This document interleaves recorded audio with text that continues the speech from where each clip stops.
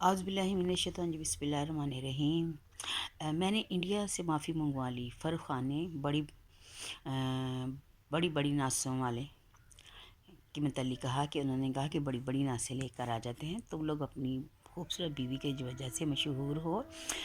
جب رجب بٹ کی شادی کا سیزن چل رہا تھا تو لوگوں نے پوچھا کہ مطلب کیا حساب ہے شادی کا، تو انہوں نے کہا کہ یہ تمام یوٹیوبر جن سے ہیں، شہرت صرف ان کی خوبصورت بیویوں کی وجہ سے جو اپنی فیملی لے کے آ جاتے ہیں، اور ان کے مشہور ہونے کی بڑی وجہ یہی ہے۔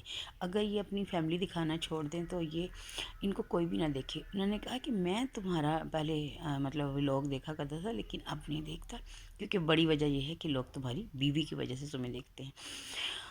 ہاں، یہ کہ بات کہنی چاہیے۔ دیکھیں، اگر ہم لوگ مسلمان ہیں، ہم ایک دوسرے کی اس طرح آ کر تذلیل نہیں کرنی چاہیے۔ عزت اور ذلت دینے والی اللہ کی ذات ہے، یہ ان کا معاملہ ہے کہ وہ اپنی بیویاں دکھاتے ہیں۔ اگر برا ہے یا اچھا ہے، جو بھی کچھ ہے وہ بہتر جانتے ہیں۔ اگر آپ نے کسی چیز کو، کسی برائی کو روکنا ہے تو اس کا طریقہ کار بھی ہوتا ہے۔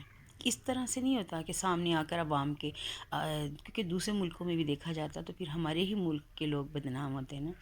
کیا ہوتا ہے، لوگ ہمیں ہی برا کہیں گے کہ ان کے لوگ اس طرح سے ہیں۔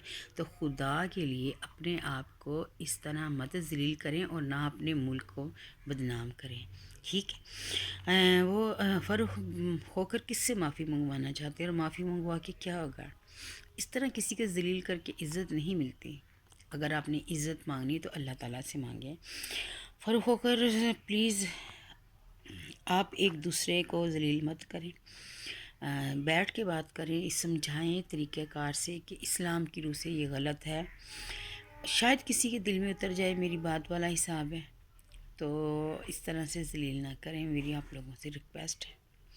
عزت اور پیار محبت سے ہی رہیں، بات کریں، کیونکہ پاکستان کا نام اس طرح سے بدنام ہوتا ہے کہ جو کہ ہم نہیں چاہتے کہ پاکستان کا نام بدنام ہو۔ دعاؤں میں یاد رکھیے گا۔ اللہ حافظ۔